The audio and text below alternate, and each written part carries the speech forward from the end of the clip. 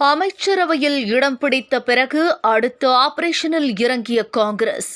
ராஜ்யசபா சீட்டுக்கு அல்லாடும் காங்கிரஸ் தலைவர்கள். முதலமைச்சர் விஜய் காங்கிரஸ் மூத்த தலைவரும் முன்னாள் மத்திய அமைச்சருமான ப. சிதம்பரம் திடீரென்று சந்தித்து பேசினார்கள். அவர்கள் தற்காலிக அரசியலை விவாதித்ததாக கூறப்பட்டது.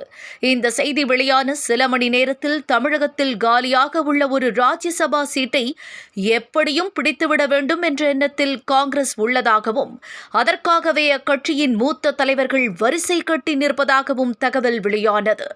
இது தொடர்பாக தவிகவிடம் ஏற்கனவே பேச்சுவார்த்தை தொடங்கிவிட்டதாகவும் கூறப்படுகிறது. ராஜ்யசபா சீட்டு தொடர்பாக முதலமைச்சர் விஜயிடம் விரைவில் பேசுவோம் என்று தமிழக காங்கிரஸ் மேலிட பொறுப்பாளர் ஜோடங்கர் கூறியுள்ளார். இது ஒருபுறம் இருக்க, தவிக தற்போது மெஜாரிட்டி இல்லாததால் அதற்கு 5 காங்கிரஸ் எம்எல்ஏக்கள் ஆதரவளித்து வருகின்றனர்.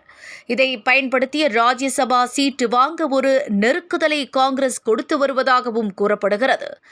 இந்த பரபரப்பான சூழலில் தேர்தல் பிரச்சாரத்திற்கு கூட ஸ்டாலினுடன் ஒரே மேடையில் ஏற மறுத்த ராகுல் இன்று கருணாநிதி பிறந்த நாளையொட்டி அவரை ஆஹா ஓஹோ என்று புகழ்ந்து ஒரு பதிவை வெளியிட்டுள்ளார்.